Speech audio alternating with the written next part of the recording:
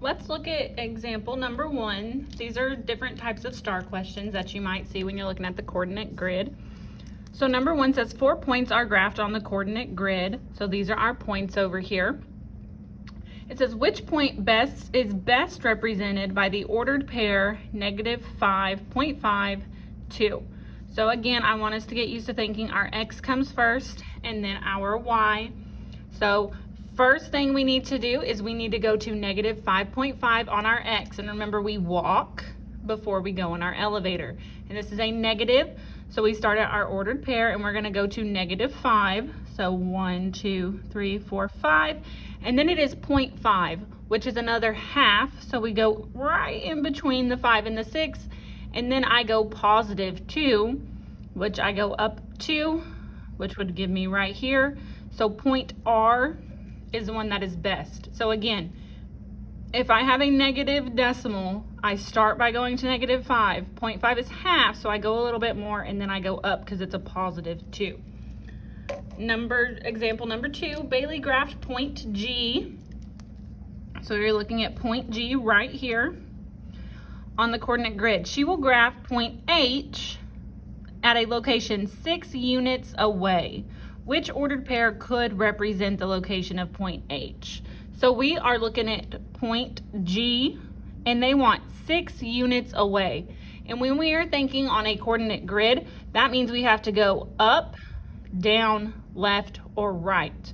We never go across at an angle. So right here, I'm gonna start going in each direction. I'm gonna go up 6. So 1, 2, 3, 4, 5, 6. And that coordinate plane would be -4, 9. And does that match any of our answer choices? No, it does not. So now I'm gonna go to the to the right, 6. So 1, 2, 3, 4, 5, 6. And I'm gonna label that. So I would go, it's +2. And then it is 1, 2, 3, so it's +3. Does that match one of my answer choices? Yes, it does.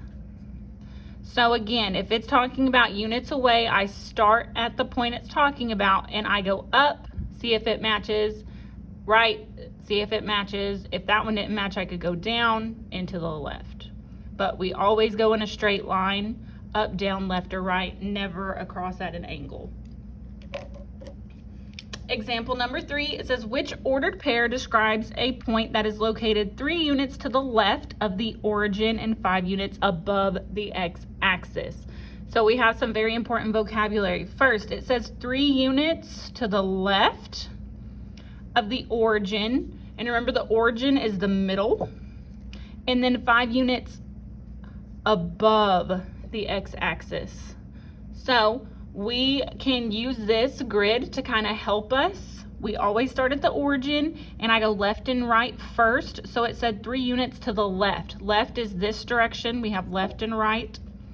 So I need to go 3 units to the left. So 1, 2, 3.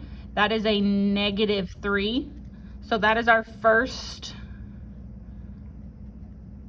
coordinate. And if we look, we can already make some marks, because this is positive and this is a 5, so we know that's not correct. And then after we go -3, it wants me to go 5 units above the x-axis. So this is our x, we need to go above, so we need to go up. And it said 5. 1, 2, 3, 4, 5. And that is a +5. So the difference between these two is we have a -5 and a +5. But it said above, and if we go up, that's positive. So my answer would be C. All right, and then the last one, it says the graph shows the cost of rent of the surfboard for different amounts of time. So we have our cost here and our time here. Which list best represents the independent values of the graphed points?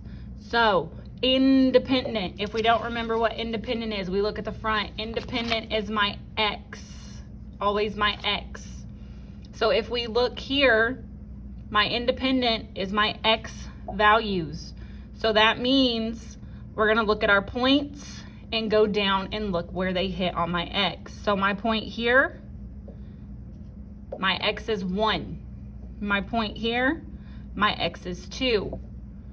So on and so forth. I have a 3, a 4, a 5, and a 6. 7 doesn't have a point, so it's not part of my answer. But again, x independent is x. If it asks for dependent, we would be looking at our y. But independent is always, always, always our x. So the numbers that match are 1, 2, 3, 4, 5, 6. Easy as that. If it was asking for dependent, it would have been the 7, 15. It would have been this one. But again, independent is x.